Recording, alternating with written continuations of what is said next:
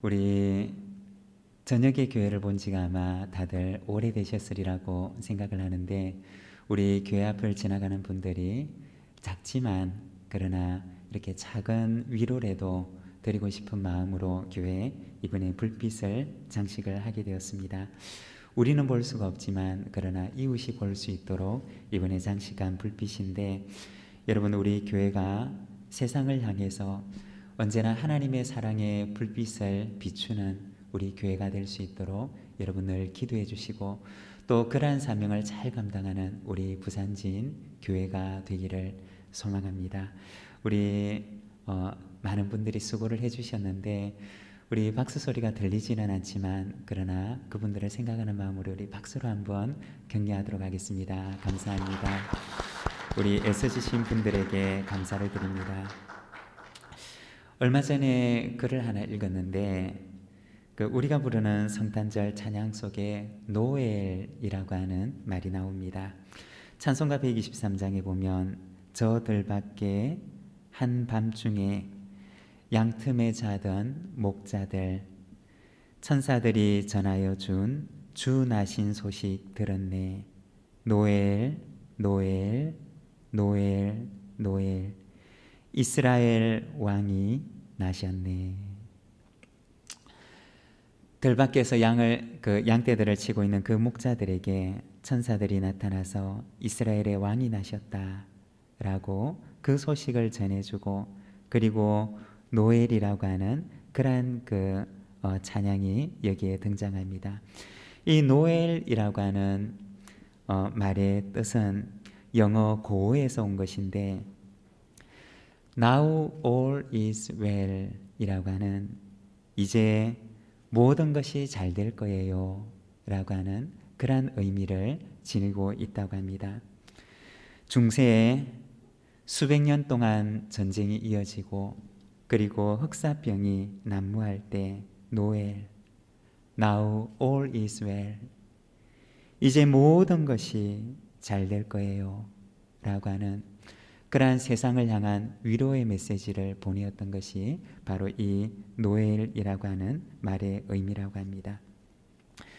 왜 모든 것이 잘 되느냐? 바로 하나님께서 우리와 함께 하시고, 그리고 하나님께서 우리를 돌보시기 때문이라는 것입니다.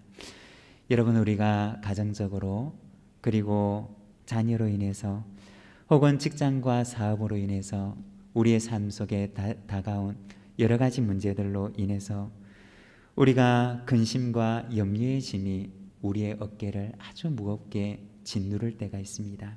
그렇지만 우리와 함께 하시는 하나님, 노엘, Now all is well, 하나님께서 모든 것을 선하게 바꾸실 것을 믿으며 오늘도 주님을 믿고 신뢰함으로 하나님 앞에 나아가며 주님 앞에 일어서는 우리 모든 부산진 믿음의 가족들이 되시기를 바랍니다. 하나님께서 우리의 삶을 붙드시고 하나님께서 오늘도 우리와 함께 하실 줄로 믿습니다. 오늘은 우리가 누가복음 2장의 말씀을 같이 읽었는데, 평화의 성탄이라고 하는 제목으로 우리가 오늘 이 말씀을 함께 나누고자 합니다. 오늘 우리가 읽었던 본문 8절의 말씀을 보게 되면, 그 지역의 목자들이 밤에 밖에서 자기 양떼를 지키더니 라고 말씀을 합니다. 여기 보면 베들레헴 인근에서 양을 치고 있는 목자들에 관한 모습을 우리에게 보여줍니다. 이 베들레헴이라고 하는 마을은 지리적으로 보게 되면 예루살렘이 있는 곳으로부터 약간 남쪽으로 떨어진 곳에 있는 마을이었습니다. 역사적으로 보게 되면 베들레헴은 다윗의 고향이기도 했었고, 그리고 이 베들레헴에 있는 들에서는 다윗이 어린 시절에 아주 오랫동안 양을 치던 그러한 장소이기도 했습니다. 베들레헴이라고 하는 이 마을은 예루살렘으로부터 얼마 떨어지지 않은 곳에 있는 마을로서 그 베들레헴 주변에 있는 들에서는 언제나 예루살렘에 있는 그 성전 제사에 필요한 양들을 많이 기르고 있었다고 합니다. 매일같이 드리는 성전 제사를 위해서는 양이 필요했는데, 그런데 하나님 앞에 드리는 양들은 흠이 없는 양들이어야 했습니다. 그래서 먼 지역으로부터 이 양들을 공급받을 수가 없었기 때문에 그 예루살렘 주변에서는 바로 성전에서 쓰일 양들을 기르는 목자들과 또 그들이 기르는 양들이 있었던 것이었습니다. 아마도 예루살렘 인근에 있는 이 베들레헴 들에서도 성전 예배 때 사용할 그 양들을 치는 목자들과 그리고 그들이 기르는 양들이 많이 있었을 것으로 여겨집니다. 오늘 우리가 읽었던 이 본문에 등장하는 이 목자들은 사회적으로 볼 때는 아주 낮은 계층에 속한 사람들이었습니다. 또 뿐만 아니라 이들은 늘 들에서 양을 치는 일을 해야 됐기 때문에 그 당시 성전 예배나 혹은 그 당시 제사를 위해서 지켜야 되는 그러한 까다로운 규정들을 이들은 모두가 지킬 수가 없는 사람들이었습니다. 그래서 그들이 길렀던 양들은 성전의 예배를 위해서 사용이 되었지만, 그러나 정작 그 양들을 길렀던 그들은 이 성전의 제사에 까다로운 규정들을 지킬 수가 없었기 때문에 거룩하다고 얘기하는 사람들 사이에서는 불결한 사람처럼 취급을 받았고, 그리고 이 성전 예배에 적합하지 않은 사람으로 여겨지는 경우들이 많이 있었습니다. 그런데 오늘 우리가 읽은 이 누가복음 2장의 말씀을 보게 되면 성전의 예배, 성전의 제사와는 전혀 어울릴 것 같지 않은 그 부적합한 사람들, 그 불결한 사람들, 바로 베들레헴의 목자들에게, 그리고 성전도 아닌 그 베들레헴의 들에서 하나님께서 그들을 만나주시는 모습을 우리에게 보여주십니다. 여러분, 성전은 어떤 곳일까요? 진정한 성전은 어떤 곳을 말하는 것일까요? 진정한 성전은 돌로 된 예배당이 아니라 바로 들에서 양을 치는 그 목자들의 삶의 현장, 그리고 그들이 일하고 있는 그들의 일터의 현장, 그곳이 바로 하나님의 영광이 임재하는 성소라는 것입니다. 여러분, 진정한 성소는 바로 하나님의 영광이 임재하는 우리의 삶의 자리이고, 우리의 가정이고, 우리의 일터이고, 바로 우리가 살아가는 우리의 삶의 장소가 그곳이 바로 성전임을 기억하며 살아가는 우리 부산진 믿음의 가족들이 되시기를 바랍니다. 그리고 그곳에 하나님의 영광이 임재하는 삶을 살아가도록, 그렇게 예배자의 삶을 살아가는 우리 모든 믿음의 가족들이 되시기를 바랍니다. 오늘 우리가 읽었던 이 말씀에서는 바로 그곳에 하나님의 영광이 나타나는데, 그곳에서 천사들이 소식을 전합니다. 10절과 11절의 말씀을 보게 되면 천사가 이르되 무서워하지 말라. 보라, 내가 온 백성에게 미칠 큰 기쁨의 좋은 소식을 너희에게 전하노라. 오늘 다윗의 동네에 너희를 위하여 구주가 나셨으니 곧 그리스도 주시니라. 들에서 양을 치고 있는 그 목자들에게 천사가 나타나서 소식을 전하는데, 바로 다윗의 동네에 구주가 나셨다라고 하는 소식을 전합니다. 그리고 그 소식이 전해지자마자 하늘에는 찬송 소리가 들리는데, 14절에 보면 지극히 높은 곳에서는 하나님께 영광이요, 땅에서는 하나님이 기뻐하신 사람들 중에 평화로다 라고 하는 찬송이 울려 퍼집니다.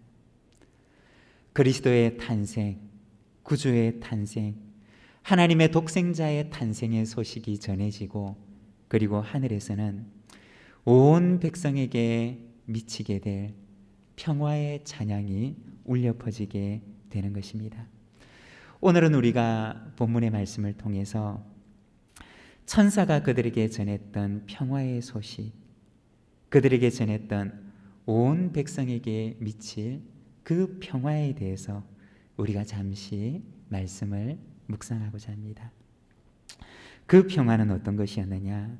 먼저 첫 번째, 성탄의 평화는 대가가 필요한 평화였다는 것입니다. 여러분, 하나님께서 온 백성에게 미칠 그 평화의 소식을 전해주셨는데, 그 평화는 아무런 대가가 필요 없는 평화가 아니라 아주 비싼 대가를 필요로 하는 평화였다는 것입니다. 여러분, 우리가 지금 누리고 있는 소중한 것들 뒤에는 언제나 아주 비싼 대가가 있었다는 사실을 우리가 기억을 해야 됩니다. 그 비싼 대가가 있었기 때문에 오늘 우리가 누리고 있는 이 소중한 것들을 마치 아무렇지도 않게 누리고 있는 것입니다. 몇 해 전에 많은 사람들에게 사랑을 받았던 그 공연 중에 뮤지컬 버스라고 하는 극이 있었습니다. 그 내용을 보게 되면 시골길을 운행하는 버스가 있었습니다. 이 버스는 시골 동네 산길을 오가면서 동네 사람들을 안전하게 운송하는 버스였는데, 워낙 험악한 산악지역을 운행하던 버스였던지라 언제나 매일같이 굽이 휘어 돌아가는 그 산길을 몇 차례 돌아가면서 해야 했습니다. 그런데 어느 날 여느 때나 다름없이 운행하는 그 버스에 그만 브레이크가 고장이 나고 말았던 것이었습니다. 워낙 험한 산악지역이었고, 그리고 그 산악지역을 운행하던 그 길들의 대부분이 한쪽은 깎아지른 절벽이었고 또 다른 한쪽은 아주 깊은 낭떠러지였던 것입니다.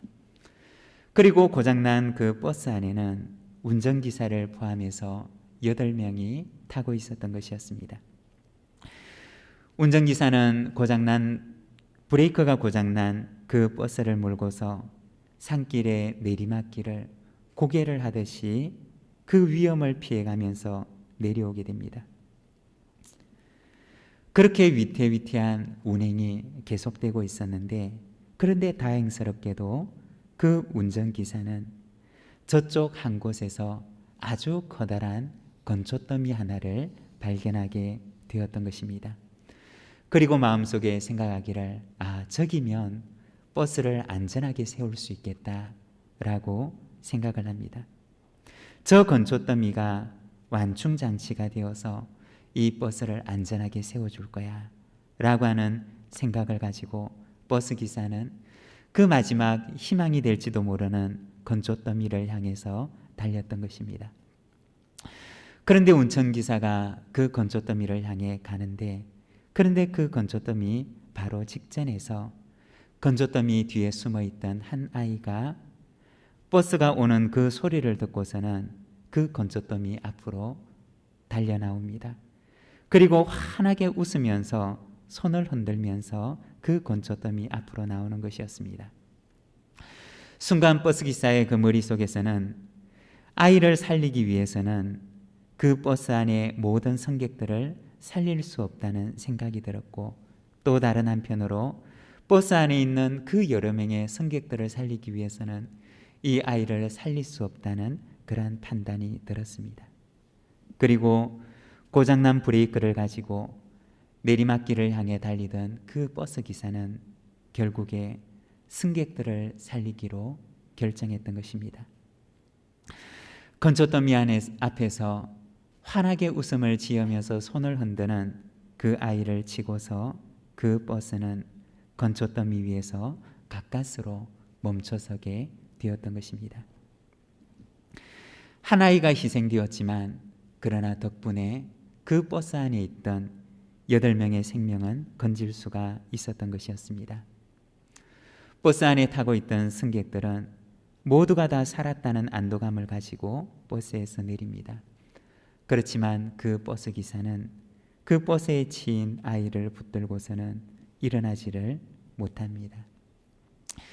뒤늦게 알게 된 사실이었지만, 그 버스에 희생되었던 그 아이는 다름 아닌 바로 운전기사의 친아들이었던 것입니다. 그 아들의 희생으로 인해서 버스 안에 모든 승객들을 살리게 되었던 것입니다. 방금 이야기는 뮤지컬 버스라고 하는 극에 나오는 줄거리의 내용입니다. 그런데 이 뮤지컬 버스라고 하는 이 극은 단순히 한 작가가 자신의 상상력을 가지고 지어내었던 이야기가 아니라 스위스에 있는 한 마을에서 일어났던 실화를 바탕으로 만들어진 극이었던 것입니다. 그리고 그 뮤지컬 포스터에는 언제나 짧은 글귀를 적어 놓았는데 My life is the death of someone. 나의 생명은 다른 누군가의 죽음 때문입니다. 라고 하는 이 글귀를 그곳에 적어 놓았다고 합니다. 버스 안에서 생명을 건질 수가 있었던 바로 그들의 생명은 한 어린 소년의 죽음이라고 하는 희생과 대가가 있었기 때문이었던 것입니다. 오늘 우리가 아무렇지도 않게 누리는 것들 가운데는 우리가 오늘 이것을 누릴 수 있도록 하기 위해서 아주 비싼 대가를 치렀던 사람들이 있다는 것입니다. 오늘 우리의 가정이 평안하게 지금의 이 모습을 가지고 있는 것도 지금의 우리의 가정을 위해서 대가를 치렀던 그러한 부모님들의 수고와 헌신이 있었고, 한 기업을 위해서 그 기업이 오늘의 자리에 있기까지에는 이를 위해서 수고하고 헌신했던 그 누군가의 수고와 헌신이라고 하는 대가가 있었기 때문에 지금의 모습을 또한 하고 있는 것입니다. 교회도 마찬가지로 오늘 우리가 누리고 있는, 우리가 몸담고 있는 이 교회가 바로 지금 여기까지 오기 위해서는 이 교회를 위해서 수고하고 헌신했던 그 누군가의 수고와 헌신의 대가가 있었기 때문에 오늘 우리가 지금의 이 교회에서 몸담고 함께 신앙생활을 하는 것입니다. 소중한 것에는 언제나 그것을 위해서 대가를 치른 이들의 그 수고와 헌신, 그 비싼 대가가 있습니다. 하나님께서는 우리에게 평화를 주시기 위해서 어떤 대가를 치르셨느냐? 바로 세상의 주인이 되시는 그 하나님께서 자신의 전부를 비우시고 초라한 인간의 모습으로 오셔서 십자가에서 죽으시는 바로 성육신의 대가를 치르셨던 것입니다. 사랑하는 여러분, 하나님께서 오늘 우리에게 만백성에게 미칠 그 기쁜 소식을 우리에게 전해주시려고, 오늘 우리에게 참된 평화의 소식을 전해주시려고 너무나 비싼 대가를 치르시면서 이 귀한 선물을 우리에게 주신 줄로 믿습니다. 성탄의 평화는 무엇이냐? 그것은 바로 하나님의 아주 값비싼 대가를 치르고 우리에게 주어진 것이라는 것입니다. 그리고 두 번째, 이 성탄의 평화는 구원의 평화입니다. 천사가 목자들에게 나타나서 전했던 것은 바로 구주의 탄생 소식이었습니다. 11절에 보게 되면 오늘 다윗의 동네에 너희를 위하여 구주가 나셨으니 곧 그리스도 주시니라 고 말씀을 합니다. 바로 구주의 탄생에 관한 소식을 천사들이 전하게 되는데, 이 구주라고 하는 말은 성경이 기록된 그 원어 성경을 보게 되면 소테르라고 하는 헬라어 단어를 사용합니다. 이 말의 의미는 바로 구원자라고 하는 뜻을 지닙니다. 그러면 무엇으로부터 구원하신 분이시냐? 바로 죄로부터 구원하신 분이시라는 것입니다. 우리가 구원이라고 하는 말을 생각할 때 우리가 꼭 기억해야 할 것이 한 가지가 있는데, 그것은 바로 하나님의 나라라고 하는 개념입니다. 구원이라고 하는 말은 다른 말로 얘기를 하면 하나님 나라에 들어가는 것을 가리키는 것입니다. 그러면 하나님 나라는 어떤 곳이냐? 하나님의 나라는 바로 하나님의 주권이 온전하게 미치는 곳이고, 그리고 하나님의 그 주권 안에, 주권 아래에 거하고자 하는 것, 그것이 바로 하나님 나라에 들어간다 라고 하는 의미라는 것입니다. 그런데 하나님의 주권 아래에 거하지 못하도록 하는 것이 무엇이냐? 하나님의 주권 아래에 거하지 못하도록 우리의 걸림돌이 되고 우리의 뒷덜미를 잡는 것이 무엇이냐? 그것이 바로 죄라는 것입니다. 하나님의 말씀에 따라 살아가지 못하도록 하고 하나님의 주권에 순종하며 살아가지 못하도록 우리의 걸림돌이 되는 것이, 그것이 바로 죄라는 것입니다. 그래서 하나님과의 온전한 관계를 파괴시켰던 것이, 그것이 바로 죄라고 하는 것입니다. 구원은 무엇이냐? 바로 이 죄로부터 구원하는 것이고, 하나님과의 그 깨어진 관계를 회복하는 것이고, 그리고 다시 하나님의 온전한 주권 아래로 들어가는 것, 그것이 바로 구원이라는 것입니다. 그리스도께서 이 땅에 오셔서 온 백성들에게 주셨던 그 가장 큰 선물은 무엇이었느냐? 바로 구원의 선물이었고, 하나님과의 관계의 회복의 선물이었고, 바로 하나님과의 평화를 의미하는 샬롬의 선물이었던 것입니다. 평화란 무엇이냐? 이 평화는 구원의 또 다른 이름입니다. 하나님과의 관계의 회복이고, 그리고 하나님의 주권 아래로 들어가는 하나님과의 온전한 그 관계의 회복을 의미하는 것이, 그것이 바로 평화요, 그것이 바로 구원이라고 하는 것입니다. 오늘 우리가 읽었던 본문 14절에 보면 구주의 탄생 소식을 전하면서 천사들은 찬양하기를, 지극히 높은 곳에서는 하나님께 영광이요, 땅에서는 하나님이 기뻐하신 사람들 중에 평화로다 라고 선포합니다. 바로 하나님과의 관계의 회복을 선포하고 예수 그리스도를 통해서 우리에게 주어지는 참된 샬롬, 참된 구원, 그리고 온전한 구원의 삶을 그들에게 선포했던 것입니다. 성탄의 평화는 무엇이냐? 그것은 바로 구원의 평화이고, 그것은 바로 하나님과 함께 이루는 샬롬의 평화라는 것입니다. 그리고 세 번째, 성탄의 평화는 바로 구원의 삶을 향한 하나님의 부탁이라는 것입니다. 구원의 삶을 향한 하나님의 부탁이며 평화의 삶을 향한 하나님의 부탁이라는 것입니다. 아주 값비싼 대가를 치르시고 우리에게 구원의 평화를 선물로 주신 하나님께서는 오늘 우리에게 이제 너희는 구원의 삶을 살아라, 이제 너희는 평화의 삶을 살아라고 부탁하시는 것입니다. 나 혼자만 하나님의 구원을 즐기는 것이 아니라, 나 혼자만 하나님의 평화를 즐기는 것이 아니라, 바로 우리에게, 우리의 이웃과 함께 그 구원의 삶을, 그 평화의 삶을 나누기를 부탁하시는 것입니다. 오늘 우리가 읽었던 본문 14절에 지극히 높은 곳에서는 하나님께 영광이요, 땅에서는 하나님이 기뻐하신 사람들 중에 평화로다 라고 말씀합니다.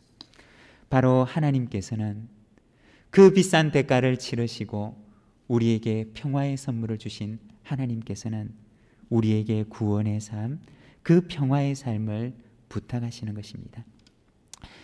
여러분, 평화라고 하는 것, 그리고 샬롬이라고 하는 것은 언제나 두 가지의 방향성을 지니는데, 첫 번째는 바로 하나님을 향한 방향성, 하나님과의 샬롬이고, 그리고 두 번째는 이웃을 향한 방향성, 이웃과의 샬롬을 부탁합니다.